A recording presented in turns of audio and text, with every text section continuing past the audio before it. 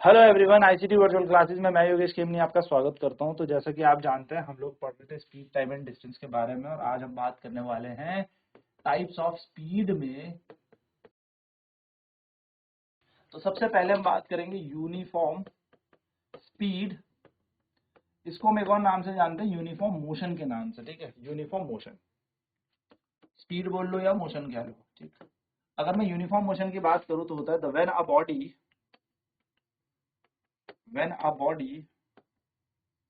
covers equal distance in equal interval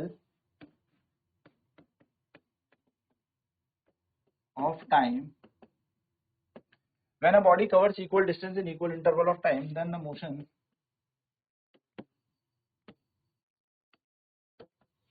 is said to be uniform motion. Uniform motion कह दीजिए या uniform speed आप लोग कह दीजिए। यानी कि जब कोई बॉडी इक्वल डिस्टेंस कवर करेगी इक्वल इंटरवल ऑफ टाइम में। मान लेते हैं ए से बी 2 किलोमीटर है और बी से सी भी 2 किलोमीटर ही है, और ए से बी ट्रैवल करने में बॉडी को लगा 1 घंटा और बी से सी भी ट्रैवल करने में लगा 1 घंटा। तो अगर स्पीड निकाली जाए एट ए टू बी तो वो हो जाएगी डिस्टेंस अपॉन टाइम, यानी कि 2 किलोमीटर प्रति घंटा। और अगर स्पीड देखी जाए at B to C, B से सी तक की स्पीड देखी जाए तो ये हो जाएगी 2/1, अगेन से 2 किलोमीटर प्रति घंटा। तो आप देखेंगे स्पीड ए से बी जाने की और स्पीड ए से बी जाने की और स्पीड बी से सी जाने की क्या है, सेम है। तो if a body is covering same distance in same interval of time, अगर कोई वस्तु समान दूरी समान समय पर तय कर रही है तो ये कैसे चल रही है, एक समान चाल से चल रही है या एक समान गति से चल रही है, और इसके लिए इसको हम बोलते हैं यूनिफॉर्म मोशन। तो बच्चे लोग ध्यान से याद रखना, यूनिफॉर्म मोशन को हम नॉन एक्सेलरेटेड मोशन भी कहते हैं। ये एक नोट है आपके लिए। It is also known as non accelerated motion. हम इस पे बात करेंगे आने वाली क्लासेस में, क्या होता है नॉन एक्सेलरेटेड। बस ध्यान से मेरी बात सुनना, नॉन एक्सेलरेटेड मोशन। ठीक है, नॉन एक्सेलरेटेड मोशन हम इसको कहते हैं। ग्राफ क्या हो जाएगा इसका, ये है हमारे पास स्पीड और ये है हमारे पास टाइम। ठीक है, तो अगर मैं यूनिफॉर्म की बात करूं, यूनिफॉर्म मोशन की बात करूं, तो यूनिफॉर्म मोशन के लिए हमारे पास ग्राफ होता है एक स्ट्रेट लाइन। ठीक है, यूनिफॉर्म मोशन का मतलब क्या होता है, स्ट्रेट लाइन। यूनिफॉर्म मोशन यानी कि यहाँ पर बॉडी इक्वल डिस्टेंस कवर करेगी, तो हम यहाँ पर बोलेंगे डिस्टेंस, और यहाँ पर है टाइम। इस तरीके से ये हो गई वाई एक्सिस, ये हो गई एक्स एक्सिस। तो इस तरीके से हमारी बॉडी क्या करती है, यूनिफॉर्म मोशन करती है। चलिए नेक्स्ट बात करते हैं दूसरी, non uniform motion. Non uniform motion,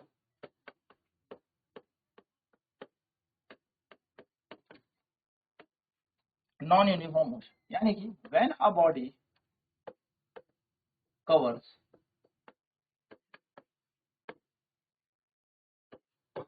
equal distance in unequal interval of time।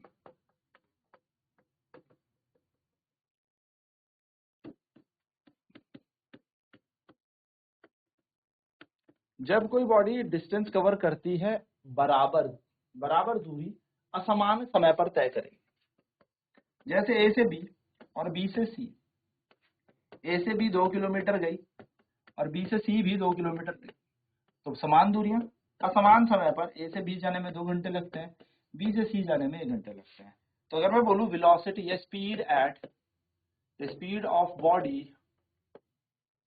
Eight A to B, A से बी जाते वक्त स्पीड क्या है, ए से बी जाते हुए आप स्पीड देखोगे 2/2 यानी कि 2/2, 2/2 यानी कि आ जाएगी 1 किलोमीटर पर आवर। और अगर मैं बोलूं speed of body at B to C, B से सी जाने में क्या होगी स्पीड, तो बी से सी जाने में आप स्पीड देखोगे 2/1, तो 2/1 यानी कि आ जाएगा 2 किलोमीटर पर आवर। तो आप देखेंगे यहाँ पर speed from A to B is not equal to speed from B to C. जो स्पीड है ए से बी और जो स्पीड है बी से सी जाने की वो बराबर नहीं है, समान नहीं है, यानी कि ये है एक नॉन यूनिफॉर्म मोशन का उदाहरण। अब नॉन यूनिफॉर्म मोशन के लिए हमारे पास ग्राफ कैसा होगा? तो नॉन यूनिफॉर्म मोशन के लिए हमारे पास ग्राफ होगा डिस्टेंस और टाइम का कुछ इस तरीके से हमारा ग्राफ, डिस्टेंस अपॉन टाइम का एक्सिस, ठीक है। तो ये इसका है नॉन यूनिफॉर्म मोशन, और ये किसका है? जो यहाँ पे जा रहा है, ये जा रहा है हमारा यूनिफॉर्म मोशन। तो नॉन यूनिफॉर्म मोशन के लिए एक वर्ड और लिखा जाए तो नॉन यूनिफॉर्म मोशन को हम कहते हैं, नॉन यूनिफॉर्म मोशन हम कहते हैं एक्सेलरेटेड मोशन। तो नॉन यूनिफॉर्म मोशन को एक्सेलरेटेड मोशन भी कहा जाता है। चलिए फटाफट नोट कर लेते हैं, ठीक। ए से बी से सी जो है वो 2 किलोमीटर है, और बी से सी भी 2 किलोमीटर है। 1 घंटा ए से बी जाने पे लगता है और बी से सी जाने में भी 1 घंटा लगता है। तो speed at A to B, यानी कि ए से बी जाने पे स्पीड कितनी होती है? डिस्टेंस अपॉन टाइम हो जाता है, 2/1 2 किलोमीटर पर आवर। बी से सी 2 किलोमीटर पर आवर यहाँ पर भी बन जाएगा, तो यानी कि velocity at A to B is equal to velocity at B to C, या speed at A to B is equal to speed at B to C. तो हम काइंड ऑफ यहाँ पर कह सकते हैं कि ये यूनिफॉर्म मोशन चल रहा है। एंड आपको यहाँ पर एक नोट याद रखना है कि यूनिफॉर्म मोशन को ही नॉन एक्सेलरेटेड मोशन बोलते हैं, यानी कि यहाँ पर एक्सेलरेशन नहीं होता। इसके बारे में हम आने वाली क्लासेस में डिस्कस भी करेंगे, राइट। सो यहाँ पर हमें दिख रहा है ये डिस्टेंस है, ये टाइम है, तो बॉडी क्या कर रही है? इक्वल डिस्टेंस कवर कर रही है, इक्वल टाइम है, तो it will by straight line. तो कभी आपसे ग्राफ पूछा जाए कि कैसा होता है यूनिफॉर्म मोशन का, तो it will by straight line, एक सीधी रेखा होगा, ठीक है। नेक्स्ट अगर हम बात करें non uniform motion, when a body covers equal distance and unequal interval of time, यानी कि समान दूरियां तो तय कर रही है वस्तु, लेकिन असमान समय पर कर रही है। तो यहाँ पर अगर डिस्टेंस अपॉन टाइम देखा जाए तो 1 किलोमीटर पर आवर, और यहाँ पे देखा जाए तो 2 किलोमीटर प्रति घंटा, यानी कि 1 घंटे में यहाँ पर बॉडी ने 1 किलोमीटर कवर किया, और यहाँ पर एक बॉडी 1 घंटे में 2 किलोमीटर कवर कर रही है, यानी कि यहाँ पर दोनों की स्पीड सेम नहीं है। तो जब स्पीड सेम नहीं है तो ये जाएगा आपका कर्व, यानी कि कर्व एक लाइन होगी। तो distance time graph for non uniform motion is a curve line, ठीक है। तो हम यहाँ पे नोट भी कर लेते हैं। तो नॉन यूनिफॉर्म मोशन को हम एक्सेलरेटेड मोशन बोलते हैं। तो ये दो छोटे छोटे पॉइंट नोट कर लीजिए। पहला नोट है ये कि the distance time graph of the distance time graph of uniform motion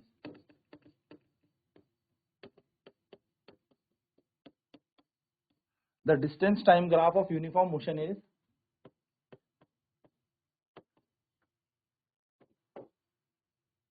straight line, and the distance time graph of non-uniform motion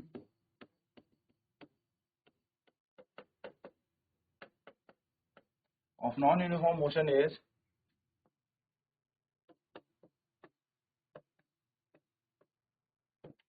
curve line, एक कर्व लाइन हमारे यहाँ पर, ठीक है। चलिए फटाफट से इसको नोट कर लेते हैं।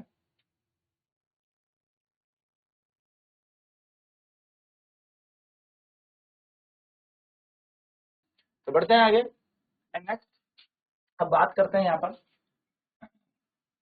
कुछ क्वेश्चन की अबाउट स्पीड, ठीक है। तो हमारे यहाँ पर थर्ड टाइप की स्पीड जो आएगी that is average speed, average speed, जिसको हम कहते हैं औसत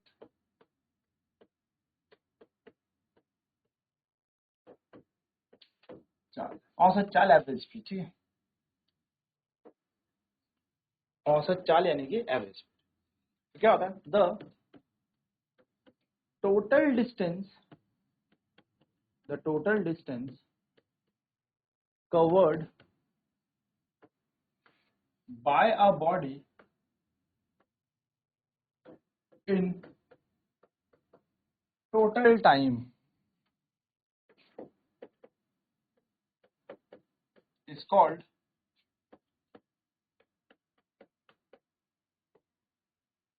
average, speed.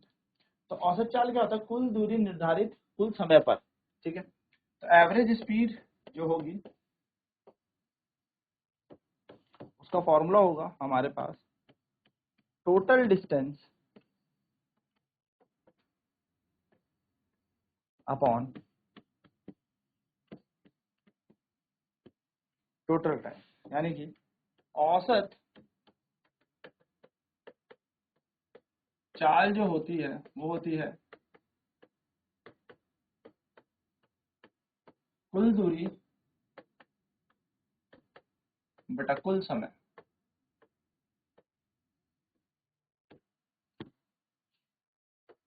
So average speed is equals to total distance upon total time.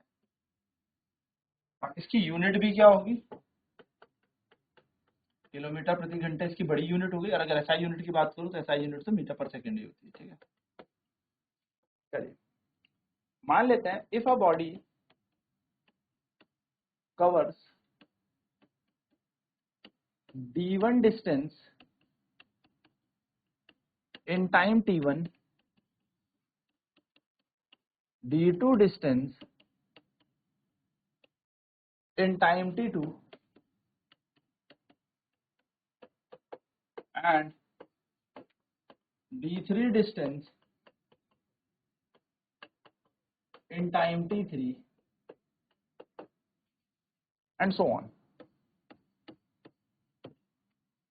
then the average speed is given by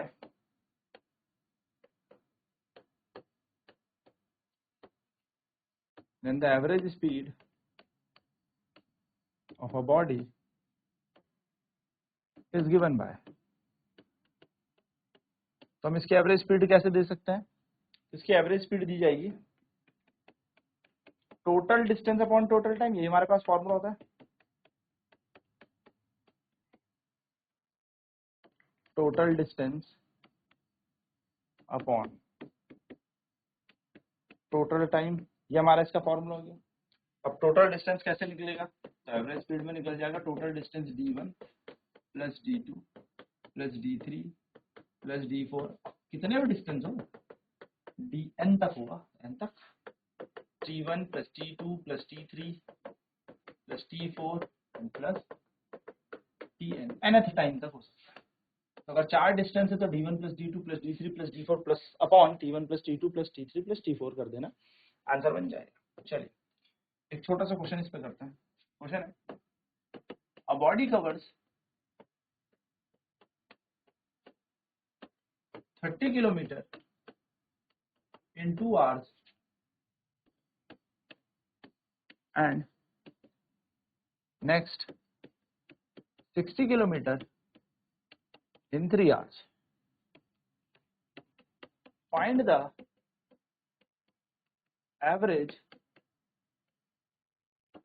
speed of the body.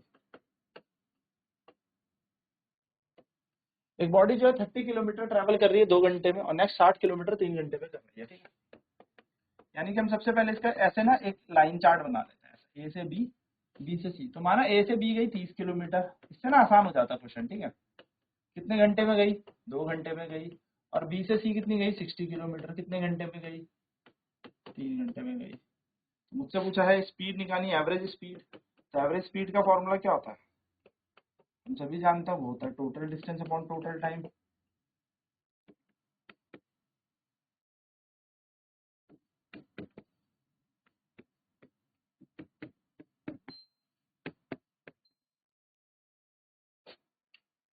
ठीक है, तो एवरेज स्पीड क्या बन जाएगी? d1 plus d2 upon t1 plus t2।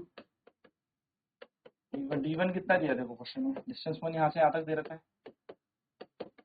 d2 यहाँ से यहाँ तक दे रखा है, t1 यहाँ से यहाँ तक का टाइम दे रखा है, t2 यहाँ से यहाँ तक का टाइम दे रखा है। आपको लिखना पड़ेगा let d be the distance from a to b, इस तरीके से लिखना पड़ेगा। तो हम यहाँ पर लिख देंगे 30 plus 60 whole divided by 2 plus 3। Average speed के बराबर क्या आ जाएगा? 30 60 90 और 2 और 3 5। तो ये आ जाएगा आपके पास एवरेज स्पीड बराबर 90 बटा 5। तो 5 से 90 करता है 18, आंसर आ जाएगा 18 सब किलोमीटर में चल रहा था, घंटे में चल रहा था। तो 18 किलोमीटर प्रति घंटे क्या आ जाएगा इसका, हमारी स्पीड आ जाएगी। तो औसत चाल कितनी आ गई हमारी, 18 किलोमीटर प्रति घंटे। चलिए फटाफट नोट करते हैं। तो इस तरीके से बेसिकली आपको क्या करना है, ये क्वेश्चन करना है और आपका आंसर आ जाएगा 18 किलोमीटर प्रति घंटे, इसकी औसत चाल। आज की क्लास में इतना ही, नेक्स्ट क्लास में बात करेंगे एवरेज स्पीड के और तरीके के क्वेश्चंस पर। तो आज की क्लास में इतना ही, मिलते हैं नेक्स्ट क्लास में, तक आपका दिन शुभ हो।